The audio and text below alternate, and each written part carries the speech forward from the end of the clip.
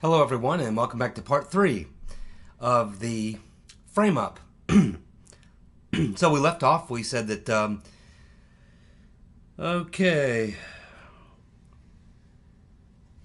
we left off with Warner and the lobbyist, Adam Waldman, whose firm is connected to Hillary Clinton, communicated back and forth for several months in 2017 about establishing communications with Steele. Now, let's look at the players who were involved in that meeting as part of the setup, part of the frame-up, and see what we can learn from this. First, probably the most important player in this, besides Glenn Simpson of Confusion GPS, who was not actually at the meeting, but from the people that were at the meeting, let's go down the list and take a look at them and see who they are and what they were all about, what they may have been doing. So let's go first to Natalia Veselnitskaya. She is the Russian lawyer, best known in the U.S. for lobbying against the Magnitsky Act. In Moscow, she is known as a trusted insider who has argued cases for the government and government officials. She says that the dossier is filled with dirty rumors, is laughable, and has no facts. It's a collection of paranoid rumors, hodgepodge nonsense. Now, she was hired by Fusion GPS to work on the Prevezon case, which is why she was in New York.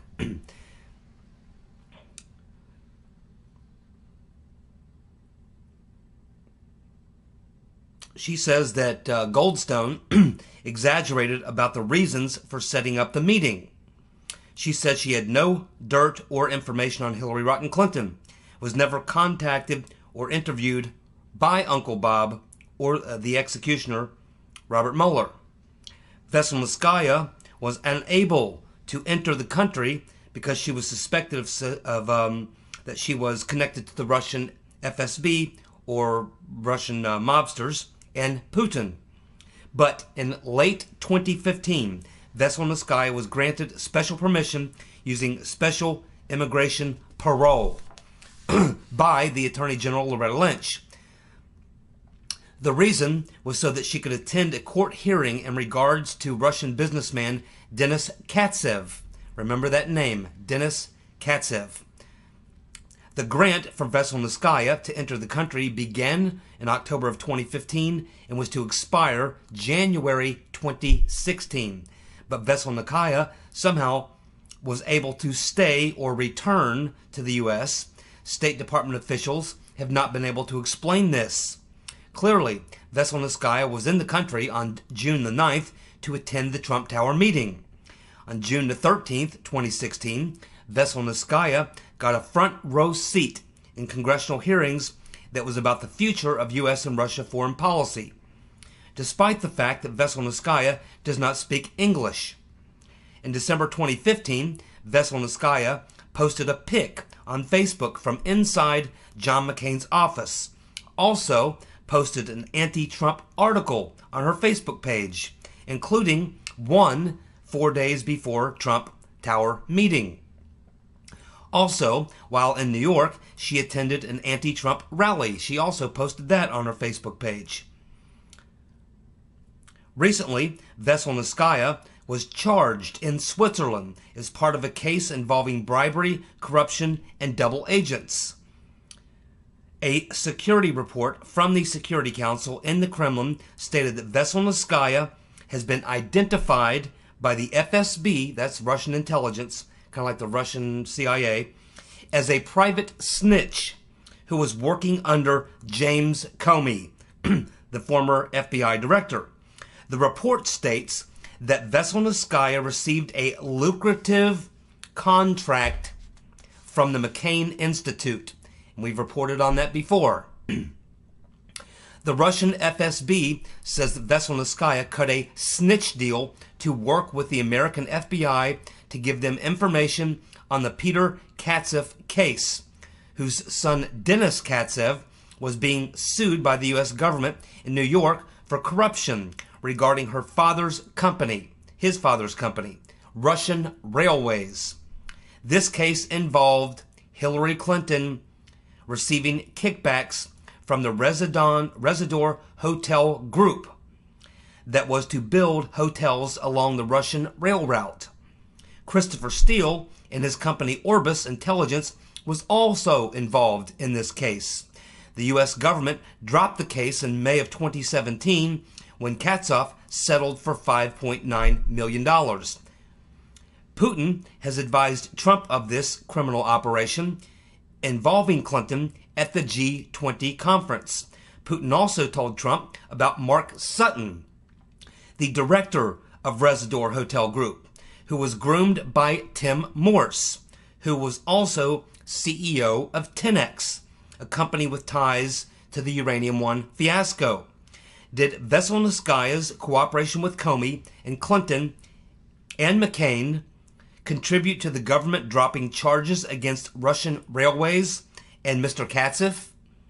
Is that why Veselnitskaya was given special permission to enter the country?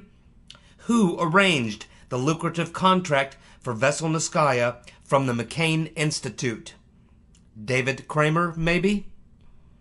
The deal was arranged 8 days after the Trump Tower meeting.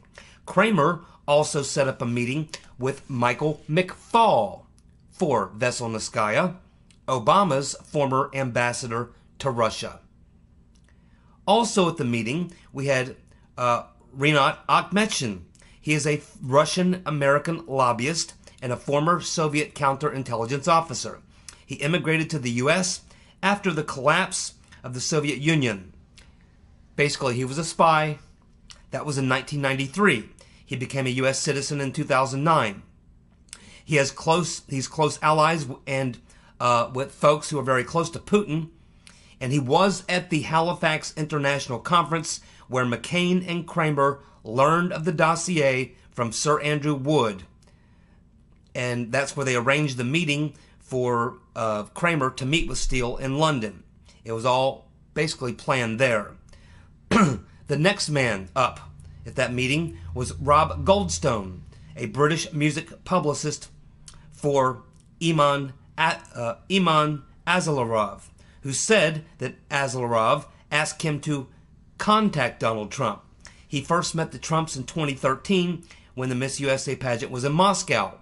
Christopher Steele was also there, working for the British intelligence, looking for foul play by Russians in the pageant.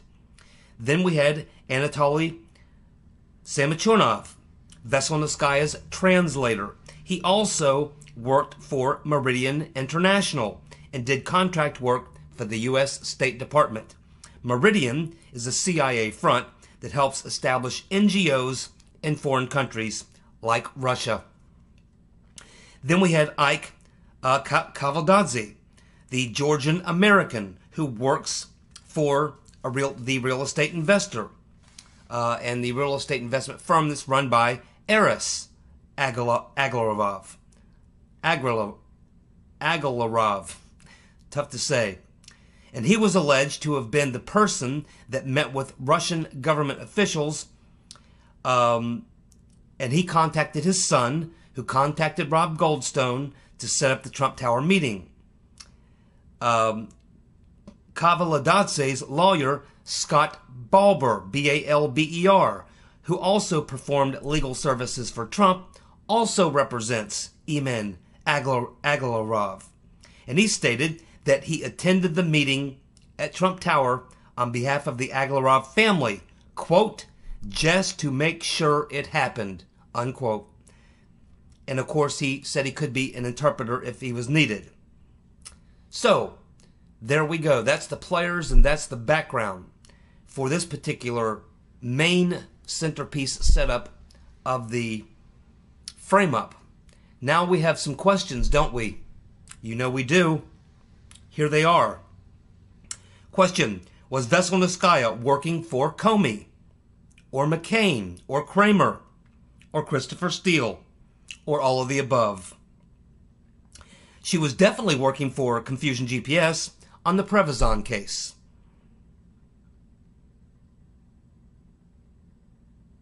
Who all was set up among the participants at the Trump Tower meeting? Was it the Aglarovs, Goldstone? And which ones were knowingly part of the plot? Veselnitskaya, Akhmetshin, Kavaladadze, Who set this Trump Tower meeting and the setup in motion? Could it have been Comey, McCain and Kramer, Christopher Steele and Fusion GPS, or both? Note, all these people are connected to Hillary Rotten Clinton. Next question. Why does Goldstone state the purpose of the meeting in the email? Why so careless about such an important topic, such important information? Wouldn't this be highly classified information to Putin and his intel service? Yet he talks about it openly in the email? Why would Putin and his intel people turn to a pop star and a British music publicist to carry their message on such important information? Next question. After the busted meeting, why did Goldstone persist with contacting Trump Jr. about hacked DNC emails? Was it to get another meeting? Was the original target Trump himself? But when he wasn't there, they had to try and get him there the next time? If the Putin government had gotten what they wanted from the rotten Reverend Clinton and the Obama administration, why would they use damaging information on Hillary Clinton herself after all the good things that she did for them? Seems like they would help Hillary Rotten Clinton become president, then use the blackmail information on her. After all, when this went down in June of 2016, Hillary Rotten Clinton was up 20 plus points and no one thought Trump could win.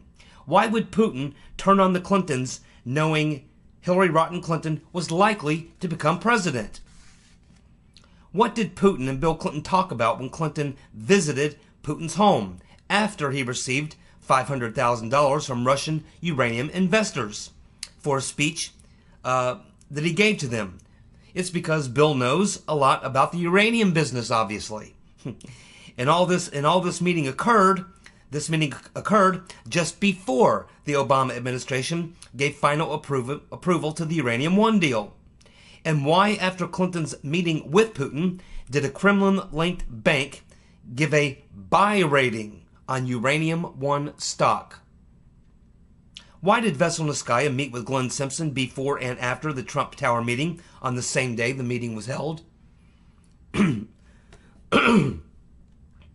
Steele wrote his first memo 1 week after the Trump Tower meeting, June 16, 2017. Were these two things connected? The dossier stated that the Kremlin had been feeding the Trump campaign valuable information about Hillary to give to the Trump campaign. Did Hillary Clinton and her associates set up the meeting at Trump Tower? The meeting was used to set up surveillance on Trump Tower by Brennan and the GCHQ. Was it? Certainly seems like it. Was Veselnitskaya paid by the FBI? Is it a coincidence that the Washington Post falsely reported that the Russians hacked the DNC 6 days after the Trump Tower meeting? Should we be suspicious that 3 of the 8 people who attended the meeting at Trump Tower were connected to Fusion GPS and Christopher Steele? Why would Rob Goldstone set up a meeting on false pretenses knowing that the meeting would be a bust?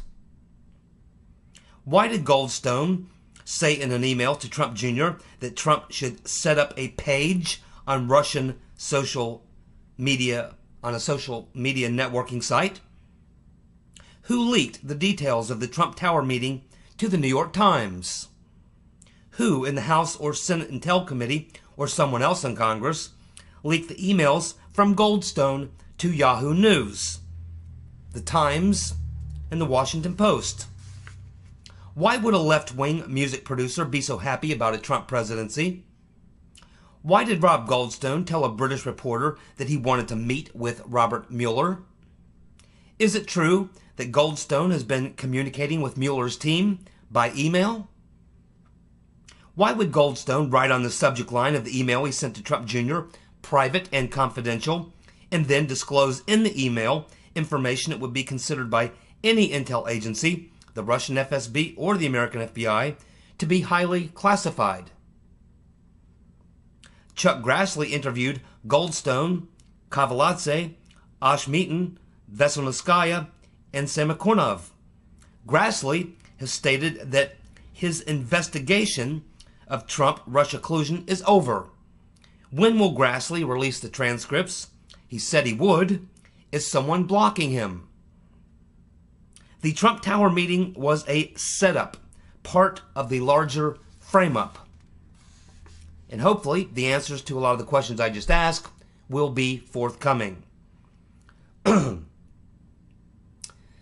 The next setup, which we've already talked a little bit about, involved Alexander Downer and his conversation with Papadopoulos.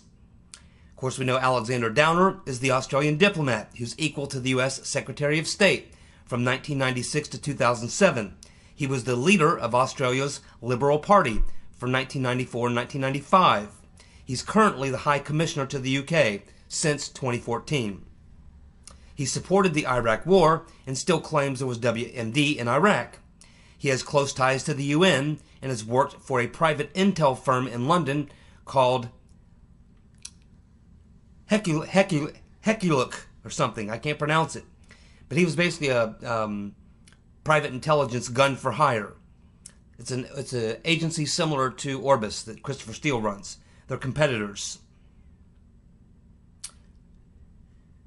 Okay, Downer was targeted in the Cole inquiry for receiving kickbacks in the Iraq Oil for Food program. I guess now we know why he supported the Iraq War. He was making kickbacks from it. Downer had a conversation with Papadopoulos in May of 2016 where he allegedly was told by Papadopoulos that the Russians had thousands of emails.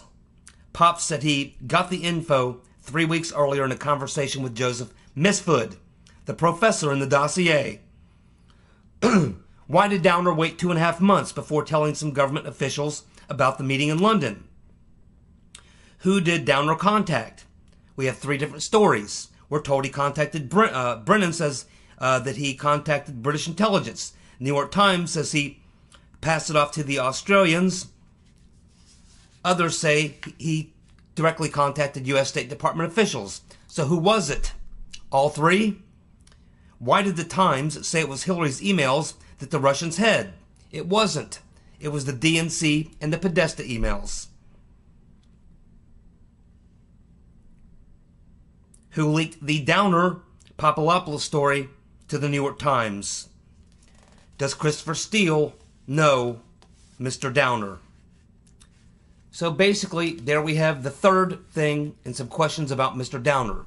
But these are clearly just 5 of the setups that were part of the larger frame-up to take down President Trump. First candidate Trump, then President-elect Trump, and then President Trump. And it still continues to this day. As you can see, we have lots of questions that still need answered.